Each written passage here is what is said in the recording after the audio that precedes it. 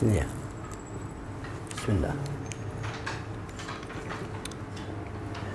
Assalamualaikum warahmatullahi wabarakatuh. Jemaah rahimakumullah, bersama-sama kita buka pertemuan pada malam hari ini dengan membacakan basmalah. Bismillahirrahmanirrahim. Innal hamdalillah nahmaduhu wa nasta'inuhu wa nastaghfiruh wa na'udzu billahi min shururi anfusina wa min sayyiati a'malina. Man yahdihillahu fala mudilla lahu wa man yudlil fala hadiya lahu. Asyhadu an la ilaha illallah wa asyhadu anna Muhammadan abduhu wa rasuluh la nabiyya ba'da. Allahumma salli wa sallim ala Muhammad Rasulillah wa ala alihi wa sahbihi wa man tabi'ahu wa walahu ila yaumil qiyamah. Rabbi shrah li sadri wa yassir li amri wahlul 'uqdatam min lisani yafqahu qawli. Rabbi zidni ilma warzuqni fahma. فقال الله تعالى في القرآن الكريم أعوذ بالله من الشيطان الرجيم يا أيها الذين آمنوا اتقوا الله حق تقاته ولا تموتن إلا وأنتم مسلمون. Wahai orang beriman, bertakwa kepada Allah dengan hak, dengan benar, dan jangan kalian mati kecuali dalam keadaan sebagai seorang yang berserah diri kepada Allah, sebagai seorang muslim. Ya ayuhan nasu taqu rabbakum alladhi khalaqakum min nafsin wahidah wa khalaqa minha zawjaha wa bassa minhuma rijalan katsiran wa nisaa wattaqullaha alladhi tasaaluna bihi wal arham innallaha kana 'alaikum raqiba. يا أيها الذين آمنوا اتقوا الله وقولوا قولا سديدا يصلح لكم أعمالكم ويغفر لكم ذنوبكم ومن يطع الله ورسوله فقد فاز فوزا عظيما. Alhamdulillah, rasa syukur mari kita haturkan kehadirat Allah Subhanahu wa taala atas segala limpahan rahmat, taufik dan hidayah yang Allah berikan kepada kita semua. Salawat dan salam semoga senantiasa tercurah kepada Nabi kita Nabi Muhammad sallallahu alaihi wasallam beserta kerabat, sahabat dan pengikut beliau hingga akhir zaman.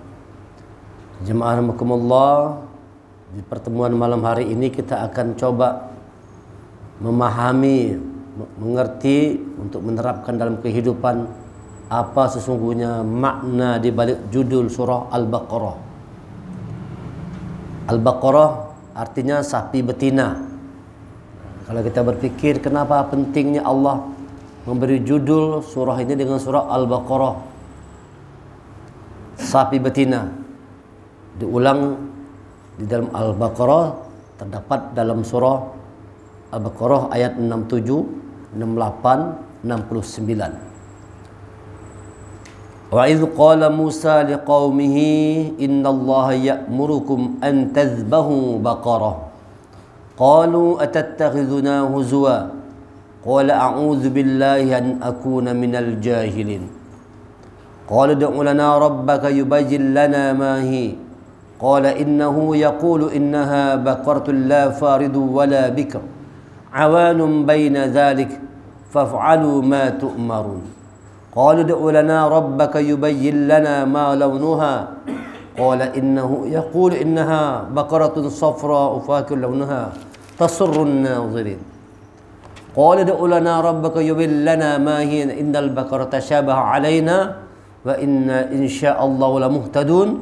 Qala innahu yaqulu innaha baqaratun la dhalulun tusiru al-arda wa la tasqil har musallamatun la shiyata fiha. Qalu al-ana ji'ta bil haqqi fazabahuha wa ma kadu yaf'alun. Berulang kali Allah, setidaknya ada 5 kali Allah mengulang kata-kata Baqarah dalam surah Al-Baqarah ini, yang artinya sapi betina.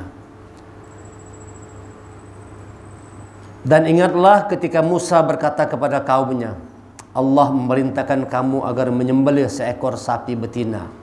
Mereka bertanya, apakah engkau akan menjadikan kami sebagai ejekan?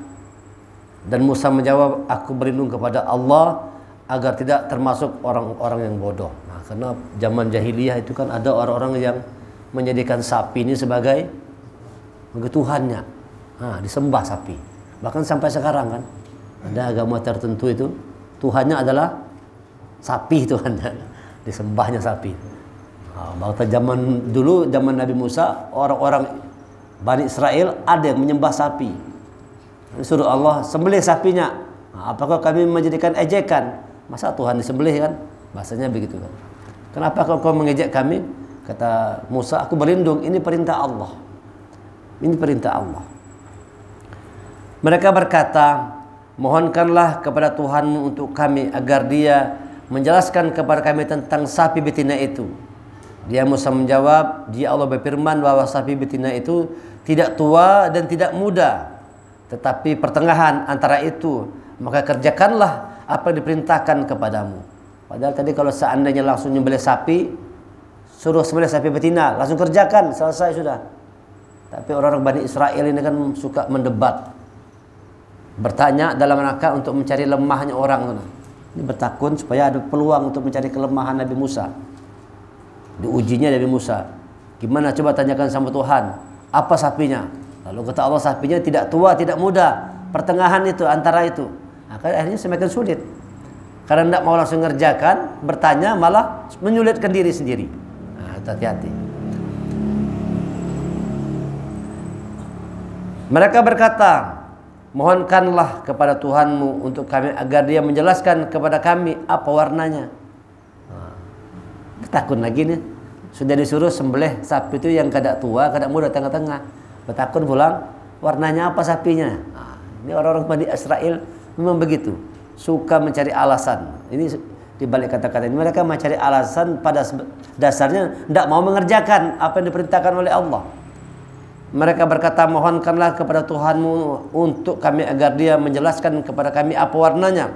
Dia Musa menjawab, Dia Allah berfirman bahwa sapi itu adalah sapi betina yang kuning tua warnanya. Nah, warnanya kuning tua, yang menyenangkan orang-orang yang memandangnya. Menyenangkan orang-orang yang memandangnya. Musa berkata, mereka berkata lagi kemudian, mohonkanlah kepada Tuhanmu untuk kami agar Dia menjelaskan kepada kami tentang sapi betina itu, karena sesungguhnya kami ini belum jelas bagi kami, dan jika Allah menghendaki niscaya kami dapat petunjuk. Nah, sudah dijelaskan sedetailnya kan, sapinya betina, tidak tua, tidak muda, tengah-tengah, warnanya kuning tua. Masih aja bertakun, kami masih kurang jelas lagi ya. Kadang-kadang ada manusia seperti itu tuh, sudah dijelaskan dengan sejelas-jelasnya masih mengatakan belum jelas lagi ya. Itu bukan karena kebodohan, bisa jadi tahu cuman pada dasarnya tidak mau ngerjakan. Padahal tahu aja, cuman kalau dijelaskan tetap mengatakan belum paham lagi. Padahal paham. Tahu sudah keadaan rakyat lagi susah begini kan, naikkan BBM. Padahal paham aja rakyat lagi susah. Ini ada kaitannya nih. Itu kan tanya kan. Kalau orang sudah ngasih masukan semua, ini rakyat lagi susah, ekonomi lagi sulit, tidak peduli pemerintah. Nah, cabut subsidi, naikkan harga minyak, kan tambah susah orang, tambah sulit orang. Tahu tidak dengan kesusahan rakyat? Tahu, cuman berpura-pura tidak tahu.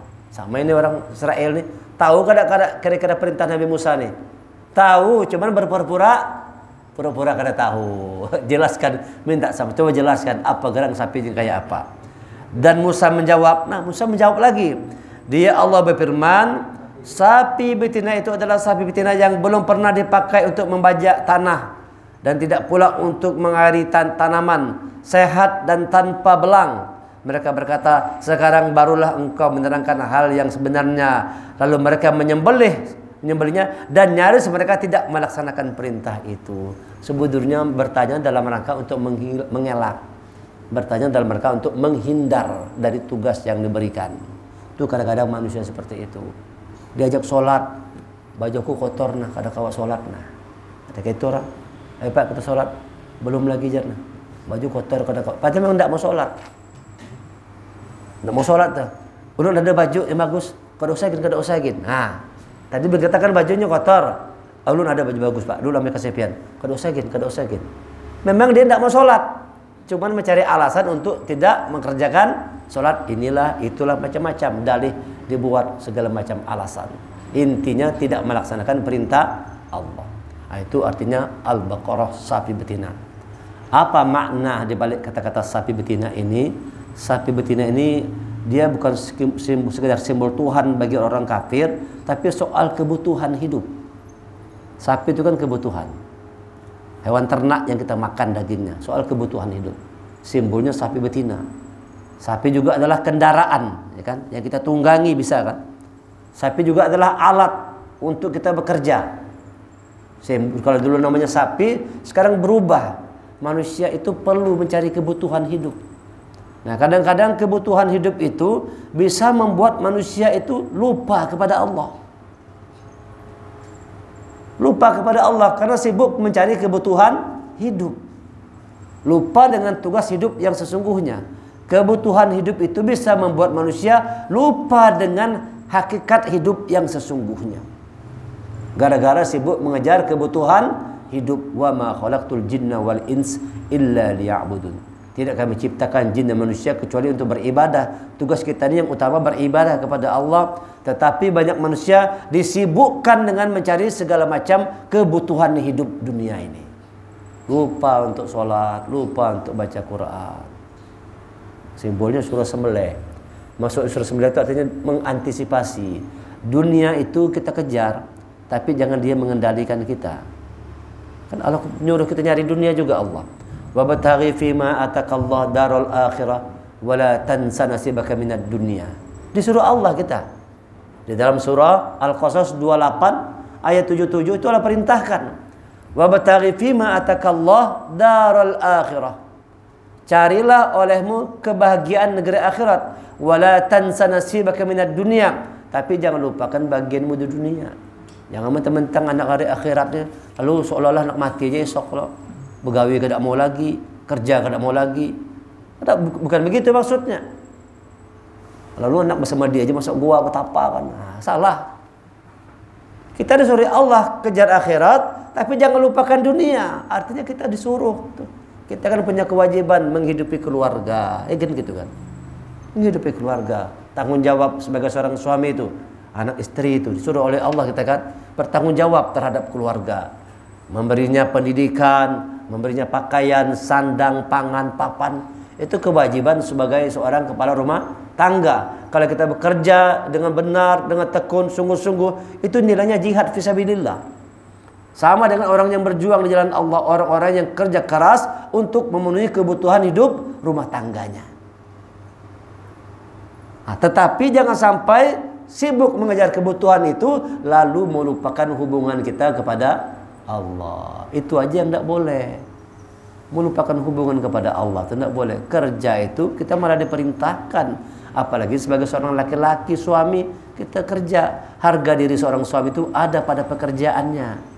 Kalau suami kada begawi itu kita jatuh harga diri kita. Jangan sampai seperti film dunia terbalik. Ada kan?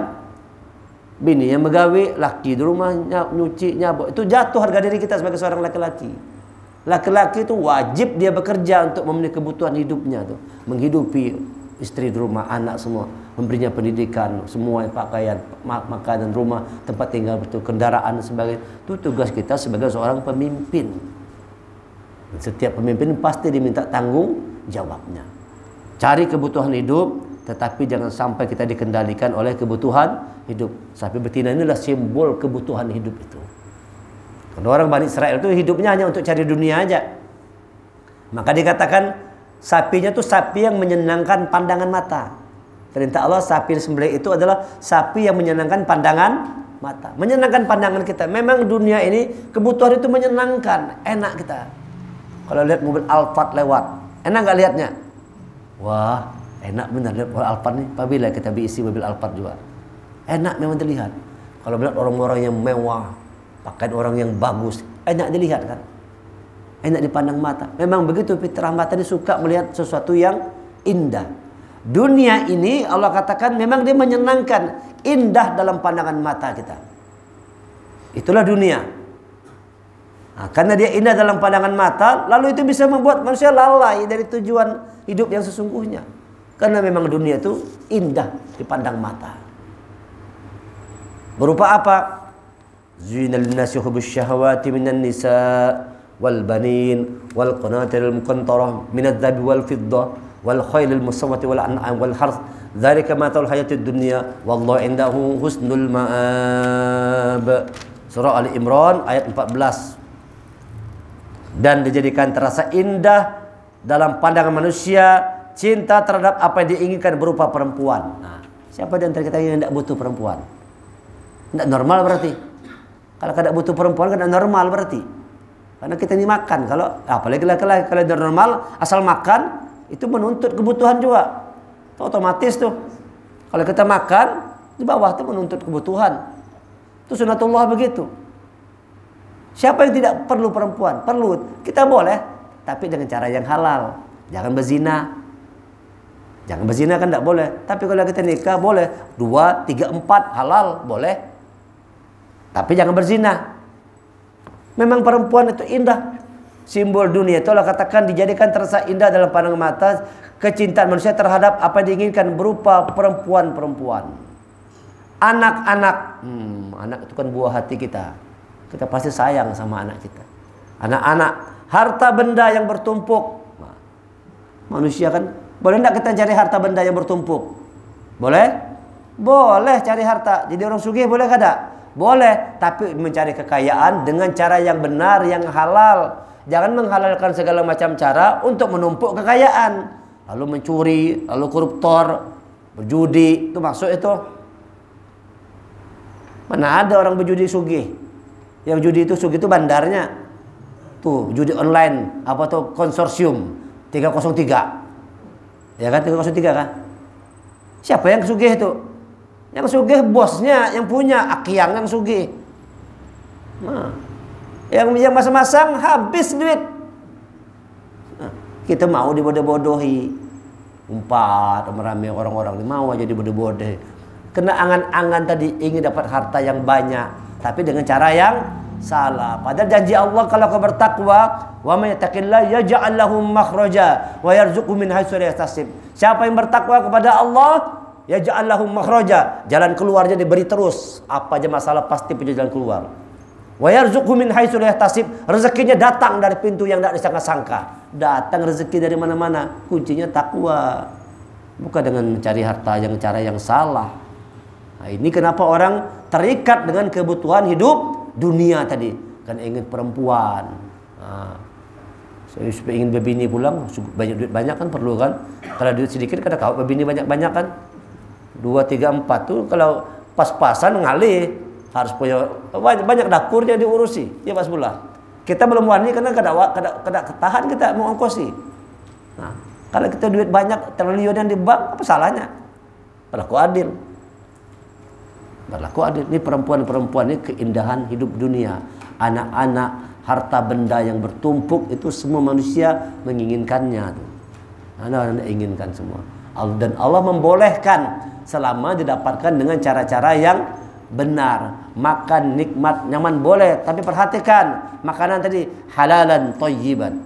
Dengan cara yang halal, yang dimakan halal, mendapatkannya dengan cara yang thayyib, dengan cara yang baik mendapatkan makanan. Memberi makan ke anak istri harus yang halal. Pastikan yang kita berikan ke anak istri kita tuh sesuatu yang halal, yang kita dapatkan dengan cara thayyib, baik mendapatkannya. Naudzubillah. Orang koruptor tuh susah anaknya jadi orang baik. Orang koruptor tuh ngalih itu anaknya jadi orang baik, makan jadi darah daging. Nah, kalau darah daging kita tuh haram mengalir ke darah kita tuh. Makanya kata Rasulullah, setan itu mengalir di aliran darah manusia. Kapan itu? Saat manusia itu memasukkan yang haram ke dalam tubuhnya, di situ setan menguasai. Hidup di aliran darah manusia. Bergerak ke seluruh aliran darah kan mengalirkan makanan kan. ke seluruh tubuh kita nih, masuk ke otak. Bayangkan nih, manusia dalam kendali syaitan kalau dia makan yang haram. Kalau sudah manusia makan haram, dikendalikan setan dia. Karena setan itu hidup di aliran darah manusia. Itu ada di Rasulullah. Hidup di mana hidupnya? Di aliran darah yang di situ haram yang dimakannya. Kan menjadi daging dan darah. Haram. Makanya kita berikan sesuatu yang baik. Walau sedikit tapi berkah. Kepada anak istri kita itu berikan nafkahnya biar sedikit tapi berkah. Jangan hendak mencari yang banyak, menyusahkan diri kita pada akhirnya. Cara yang tidak diridhoi oleh Allah, pada akhirnya nyesal, pasti rugi sendiri. Tobat cepat-cepat. Segera perbaiki diri. Ini kata Allah nih. Berupa perempuan, anak-anak, harta benda yang bertumpuk dalam bentuk emas, perak, dan kuda pilihan. Ini kan kebutuhan hidup nih. Kuda pilihan. Itu nah, luar itu kudanya. Dulu kan kuda pilihan, sekarang kudanya kuda besi dah. Nah, itu bicara. Apa tadi merek kuda tadi? Tadi Bang Ferdi pakai kuda apa ke sini? Nah, Bang Giman, ada sini kuda-kuda semua nih. Kan kita ingin kuda-kuda yang indah. Suka dengan kuda-kuda yang indah. Beda kita. Nyaman. Dan diperbolehkan, Allah tidak melarang. Kuda pilihan, hewan ternak. Nah, tadi sapi betina tadi. Simbol salah satu hewan ternak itu sapi betina. Ini simbol dunia. Al-Baqarah itu mengingatkan kita, menyadarkan kita hati-hati dengan keindahan kehidupan dunia. Hati-hati dengan kebutuhan hidup. Jangan sampai sibuk mencari kebutuhan hidup, melupakan hubungan kita kepada Allah. Itu sebabnya waktu surah pertama turun itu apa dari Qur'annya, susunan Qur'annya yang pertama adalah Al-Fatihah. Yang pernah kita kaji artinya pembukaan. Apa maknanya pembukaan ini? Kita harus membuka hati sebagai media untuk berhubungan sama Allah. Itu kemarin kajian kita kan. Kita akan jadi Al-Fatihah juga artinya pemenang. Kalau sudah orang mampu membuka hatinya, bisa berhubungan yang baik kepada Allah, berhubungan yang baik kepada manusia, dia mengabdi kepada Allah, jalannya lurus, ihdinas siratal mustaqim, dia pasti jadi orang yang menang dalam kehidupan dunia dan akhirat. Terbukanya hati kita itu. Karena hati media untuk kita berhubungan kepada Allah. Tapi hati-hati, kalau kita kaitkan, kita hubungkan dengan surah Al-Baqarah, Al-Baqarah ini bisa membuat putus hubungan manusia dengan Allah. Karena kalau sudah manusia sibuk mengejar kehidupan dunia, cinta tadi terhadap dunia, melebihi cintanya kepada Allah dan Rasulnya, cintanya terhadap dunia, melebihi cintanya terhadap akhirat, apa yang terjadi kata Allah? Bisa membuat mata, hati, telinga kita ini buta, tuli, bisu. Tertutup hati, tersumbat telinga, tertutup mata kita dari kebenaran karena cinta terhadap kehidupan dunia. Coba kita lihat surah An-Nahl, surah 16 ayat 107 dan ayat 108. A'udzubillahi minasyaitonirrajim. Dzalika bi anna mustahabul hayatad dunya 'alal akhirah wa anna Allah la yahdil qaumal kafirin. Ulaika alladzina taballahu 'ala qulubihim wa sam'ihim wa absarihim wa ulaika humul ghafilun la jarama annahum fil akhirati humul khasirun. Yang demikian itu disebabkan karena mereka lebih mencintai kehidupan di dunia daripada akhirat. Sibuk cari dunia terus, lupa dengan akhirat. Padahal kata Allah, carilah akhirat, jangan lupakan dunianya itu. Silakan cari akhirat, cari dunia, jangan lupakan akhiratnya. Mereka lebih, yang disebabkan karena mereka lebih mencintai kehidupan dunia daripada akhirat. Dan Allah tidak memberi petunjuk kepada kaum yang kafir. Siapa orang kafir itu? Orang yang lebih cinta dunia terhadap akhirat, itulah orang kafir. Itu orang kafir itu. Kafir itu artinya tertutup. Ingkar. Kafir itu tertutup. Jadi bahasa Indonesia. Cover. Nah, itu cover itu kan buku penutup. Ini covernya nih. Ini penutup nih. Ini buku. Lagi koper, tas koper. Kata itu. Double cover, menutup supaya kita menangkis pukulan double cover. Kata-katanya kafarah itu artinya menutup.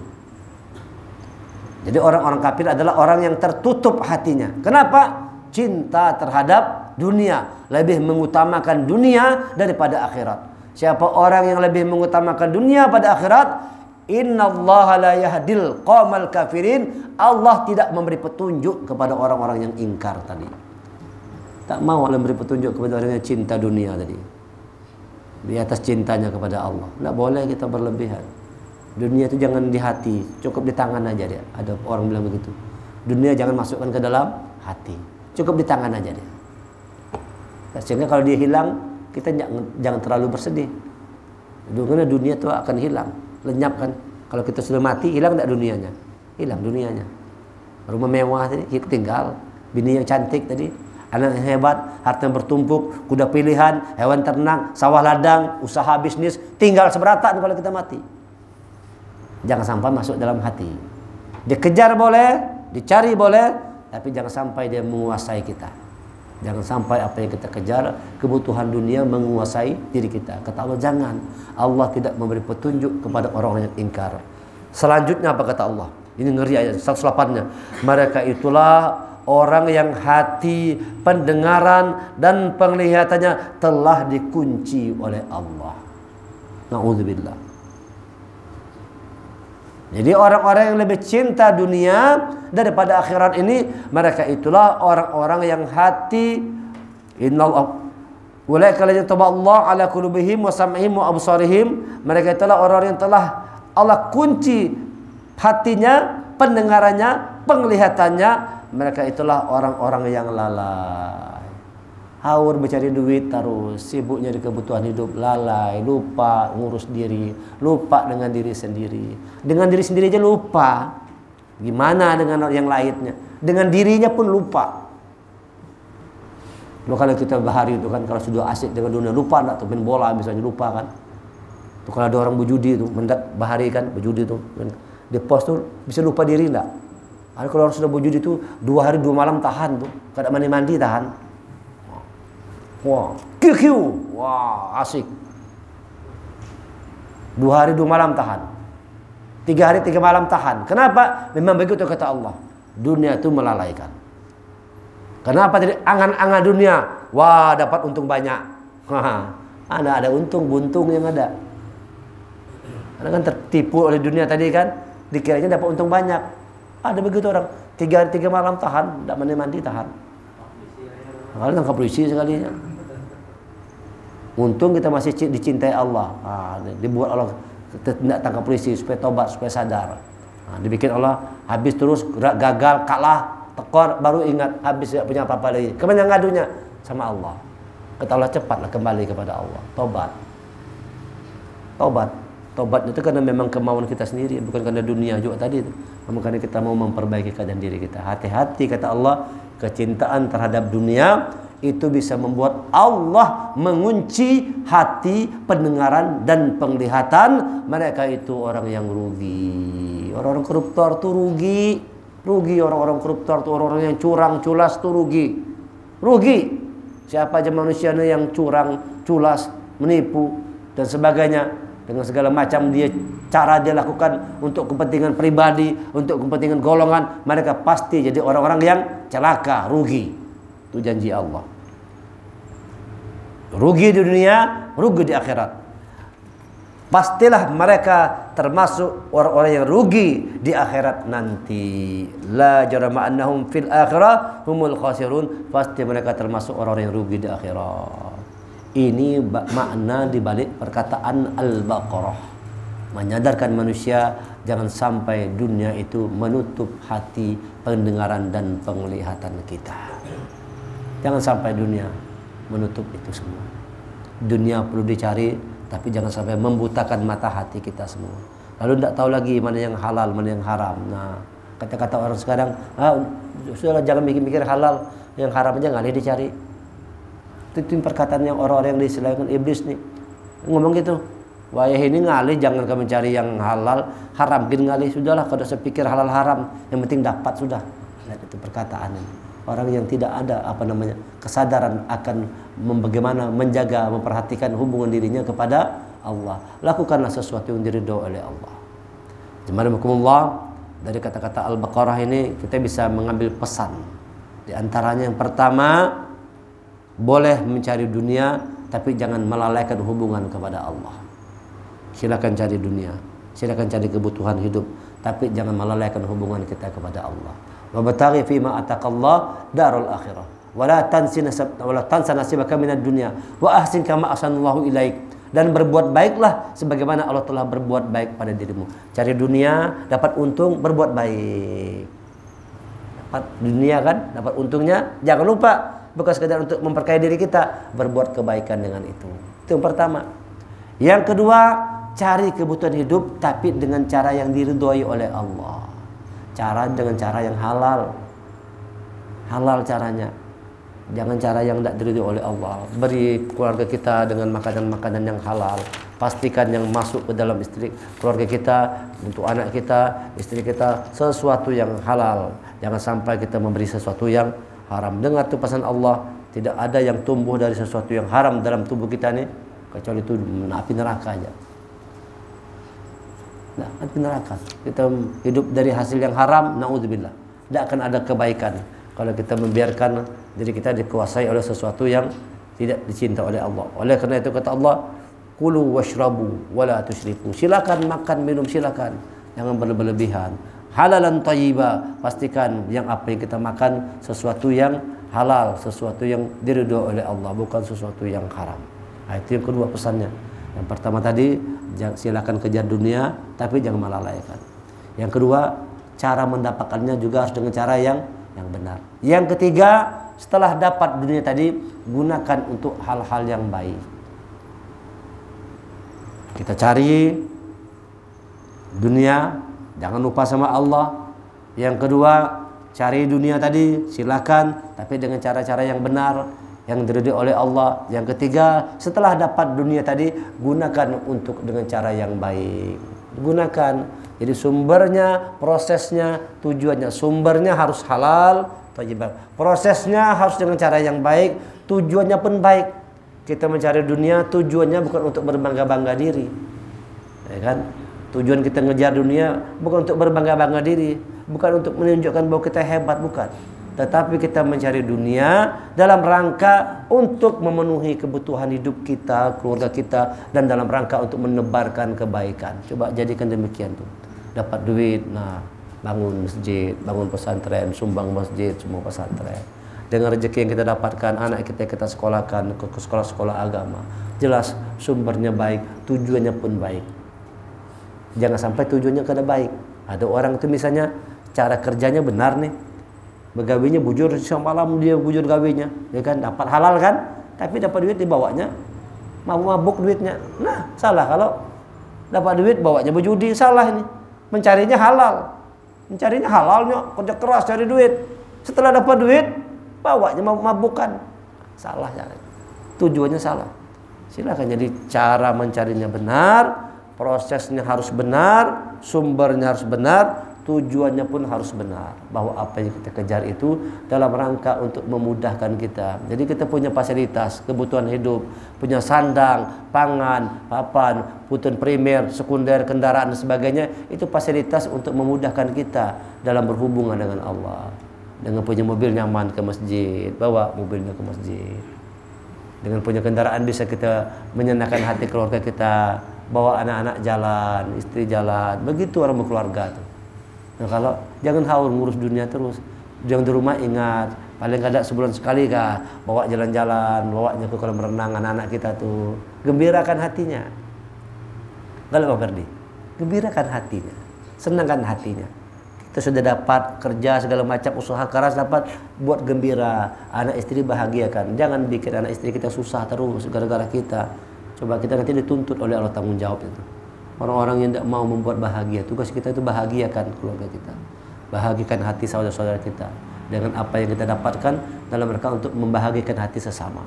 Ini 3 pesan di balik kata-kata Al-Baqarah, mengingatkan kita semua, menyadarkan kita semua hati-hati dengan yang namanya kebutuhan hidup. Lalu pernah di sini menerangkan ada tingkatan-tingkatan itu ya. Pertama namanya hidup. Usia 0 sampai 9 tahun itu hidup namanya, fitrah masih. Kemudian kebutuhan hidup. Setelah hidup manusia pasti mencari kebutuhan hidup. Umur 10 sampai 19 tahun. Kemudian setelah dapat kebutuhan hidup, manusia akan mencari yang namanya kenikmatan hidup. Usia 20 sampai 29. Nah, itu masih anak muda gagah-gagahnya kan. Itu soal kenikmatan hidup. Usia 30 sampai 39 sudah mulai pengetahuan hidup. Nanti usia 40 itu sudah mulai melaksanakan tugas hidup sudah. Kalau sudah umur 40 tahun itu sudah mengerti tugasnya apa. Usia kerasulan itu the life beginning from 40. Hidup itu dimulai dari usia 40 tahun. Nah ini kalau tidak mau berubah usia 40 tahun ini susah nih. Nah, 40 itu sudah mulai tugas hidup. Sampai 49, 50 sampai 59 ini sudah mulai harus mengerti hakikat hidupnya. Untuk apa kita hidup di muka bumi ini? Hakikat kita hidup apa?